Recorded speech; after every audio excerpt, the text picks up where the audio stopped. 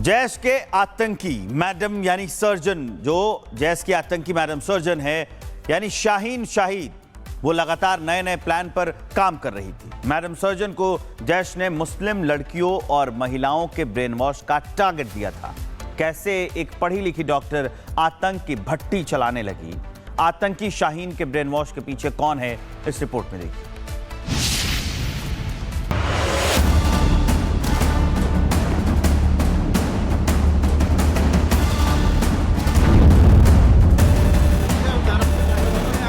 वो इश्क में गिरफ्तार हुई और मसूद अजहर के हाथों की कठपुतली बन गई। उसे मोहब्बत ने गुमराह किया और वो लोगों के खून की प्यासी हो गई। मुजम्मिल ने ब्रेन वॉश किया और शाहीन शाहिद मैडम सर्जन बन गई। लखनऊ की रहने वाली शाहीन शाहिद ने प्रयागराज मेडिकल कॉलेज से एमबीबीएस की पढ़ाई की, फिर यूपीपीएससी पास कर कानपुर के जीएसवीएम मेडिकल कॉलेज में असिस्टेंट प्रोफेसर हो गई। कुछ साल वहां नौकरी करने के बाद अचानक गायब हो गई।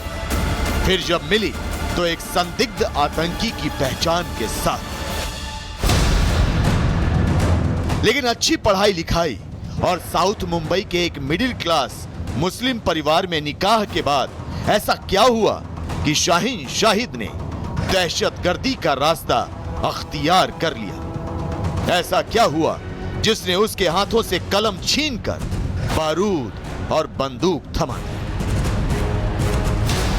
आज जिस शाहीन को हम मैडम सर्जन और आतंकी संगठन जैश ए मोहम्मद की महिला विंग की कमांडर के तौर पर पहचानते हैं, वो पढ़ाई लिखाई में अव्वल और करियर को प्राथमिकता देने वाली महिला थी। लेकिन पति और 2 बेटों समेत भरा पूरा परिवार छोड़कर एक दिन वो सबकी नजरों से ओझिल हो गई। जानकारी के मुताबिक शाहीन शाहिद विदेश जाना चाहती थी, मगर पहुंच गई आतंक के अड्डे अल फलाह यूनिवर्सिटी।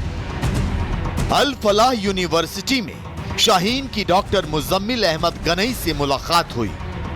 आतंक का पाठ पढ़ चुके डॉक्टर मुजम्मिल के साथ शाहीन की नजदीकियां बढ़ने लगी। वक्त गुजरने के साथ शाहीन और मुजम्मिल एक दूसरे के प्यार में गिरफ्तार हो गए और इसी का फायदा उठाकर मुजम्मिल ने शाहीन के कानों में आतंकी सुर फूंकने शुरू कर दिए।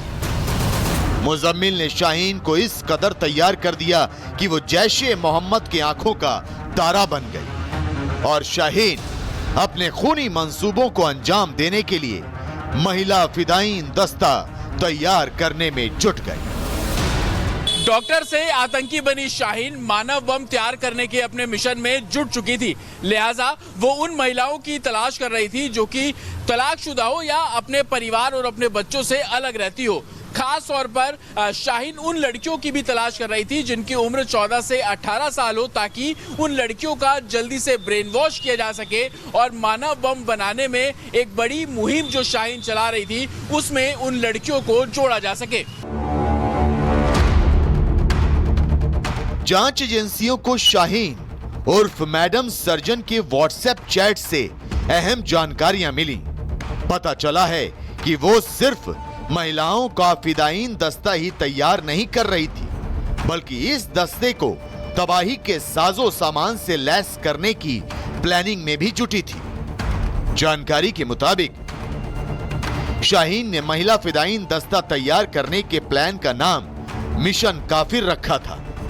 शाहीन ने महिला फिदायीन दस्ते के लिए विस्फोटक भी मंगवाए थे और कोड वर्ड में मानव बम का नाम मुजाहिद जंगजू रखा था। लेकिन शाहीन मानव बम बनाने वाले प्लान को अकेले अंजाम नहीं दे सकती थी। उसे जरूरत थी एक ऐसे टीम की जो कि विस्फोटक को तैयार कर सके और उसे एक जगह से दूसरे जगह ले जाने में भी शाहीन की मदद करे। इस आतंकी प्लान में उसका सबसे बड़ा साथी बना शाहीन का खास दोस्त डॉक्टर मुजम्मिल। मुजम्मिल अहमद गनई ने शाहीन को सिर्फ दहशत के रास्ते पर ही चलना नहीं सिखाया, बल्कि देश को दहलाने की साजिश रचने और उसे अमली जामा पहनाने में भी उसका पूरा साथ दिया। यह तस्वीर इसकी बानगी है। आतंकी मॉड्यूल के सदस्य और भारत में महिलाओं का फिदायीन दस्ता तैयार कर रही डॉक्टर शाहीन ने अपने प्रेमी डॉक्टर मुजम्मिल अहमद गनई के साथ एक ब्रीजा कार खरीदी थी।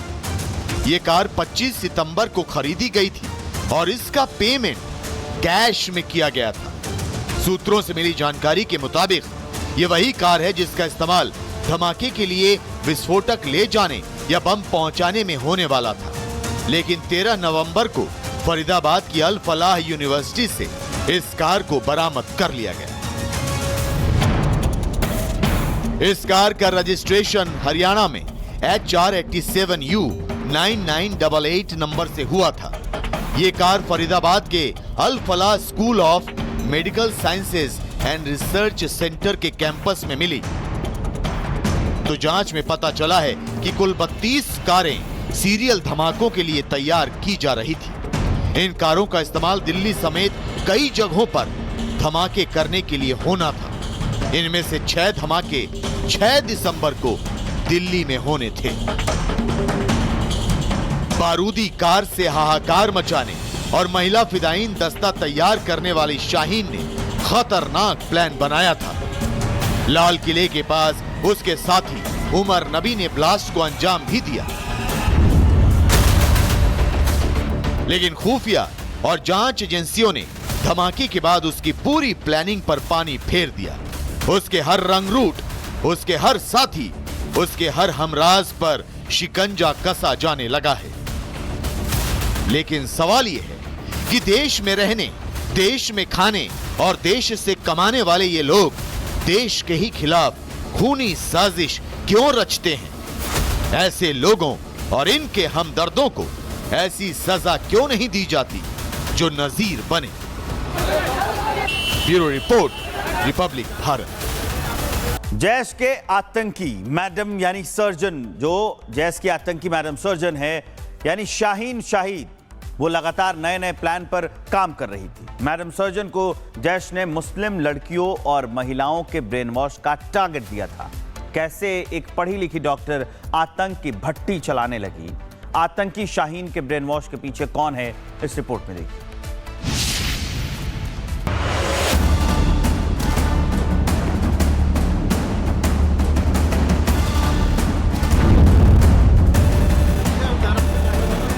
वो इश्क में गिरफ्तार हुई और मसूद अजहर के हाथों की कठपुतली बन गई।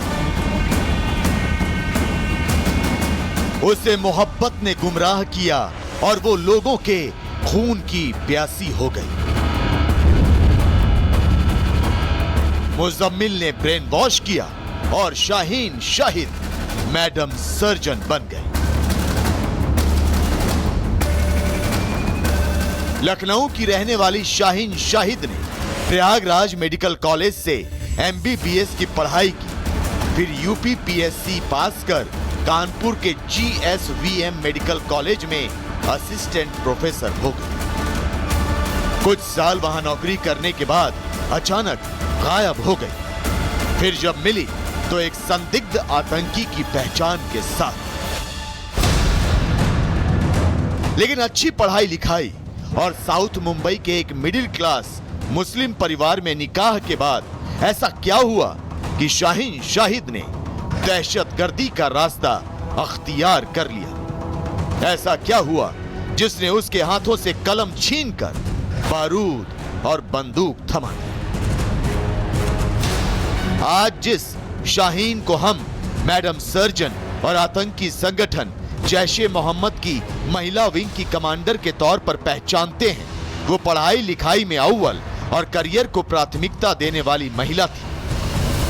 लेकिन पति और 2 बेटों समेत भरा पूरा परिवार छोड़कर एक दिन वो सबकी नजरों से ओझिल हो गई। जानकारी के मुताबिक शाहीन शाहिद विदेश जाना चाहती थी, मगर पहुंच गई आतंक के अड्डे अल फलाह यूनिवर्सिटी।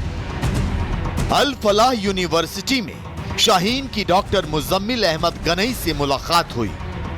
आतंक का पाठ पढ़ चुके डॉक्टर मुजम्मिल के साथ शाहीन की नजदीकियां बढ़ने लगी। वक्त गुजरने के साथ शाहीन और मुजम्मिल एक दूसरे के प्यार में गिरफ्तार हो गए और इसी का फायदा उठाकर मुजम्मिल ने शाहीन के कानों में आतंकी सुर फूंकने शुरू कर दिए। मुजम्मिल ने शाहीन को इस कदर तैयार कर दिया कि वो जैशे मोहम्मद की आंखों का तारा बन गई और शाहीन अपने खूनी मंसूबों को अंजाम देने के लिए महिला फिदायीन दस्ता तैयार करने में जुट गई। डॉक्टर से आतंकी बनी शाहीन मानव बम तैयार करने के अपने मिशन में जुट चुकी थी, लिहाजा वो उन महिलाओं की तलाश कर रही थी जो कि तलाकशुदा हो या अपने परिवार और अपने बच्चों से अलग रहती हो।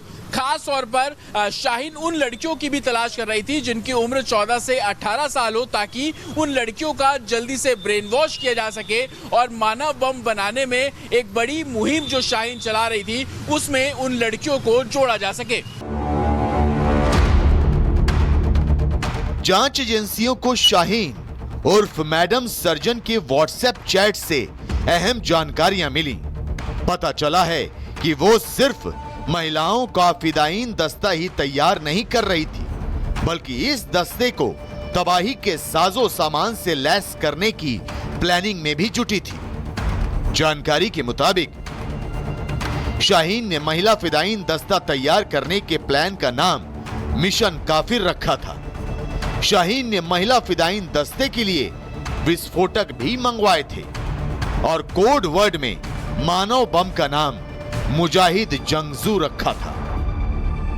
लेकिन शाहीन मानव बम बनाने वाले प्लान को अकेले अंजाम नहीं दे सकती थी। उसे जरूरत थी एक ऐसे टीम की जो कि विस्फोटक को तैयार कर सके और उसे एक जगह से दूसरे जगह ले जाने में भी शाहीन की मदद करे। इस आतंकी प्लान में उसका सबसे बड़ा साथी बना शाहीन का खास दोस्त डॉक्टर मुजम्मिल। मुजम्मिल अहमद गनई ने शाहीन को सिर्फ दहशत के रास्ते पर ही चलना नहीं सिखाया, बल्कि देश को दहलाने की साजिश रचने और उसे अमली जामा पहनाने में भी उसका पूरा साथ दिया। यह तस्वीर इसकी बानगी है।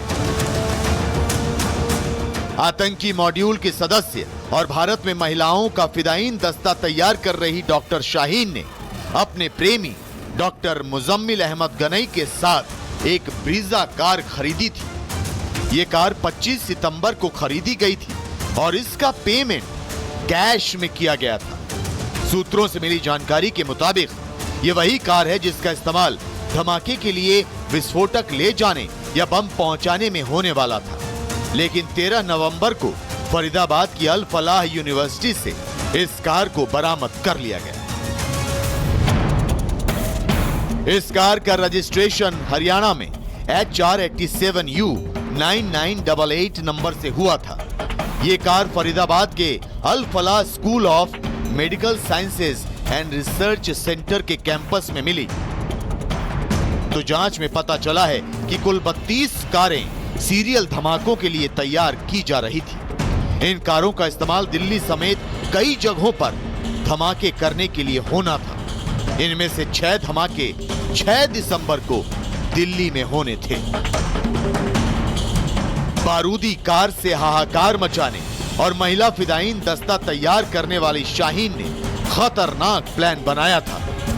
लाल किले के पास उसके साथी उमर नबी ने ब्लास्ट को अंजाम भी दिया, लेकिन खुफिया और जांच एजेंसियों ने धमाके के बाद उसकी पूरी प्लानिंग पर पानी फेर दिया। उसके हर रंगरूट, उसके हर साथी, उसके हर हमराज पर शिकंजा कसा जाने लगा है। लेकिन सवाल यह है कि देश में रहने, देश में खाने और देश से कमाने वाले ये लोग देश के ही खिलाफ खूनी साजिश क्यों रचते हैं? ऐसे लोगों और इनके हमदर्दों को ऐसी सजा क्यों नहीं दी जाती जो नजीर बने? Bureau report, Republic Bharat.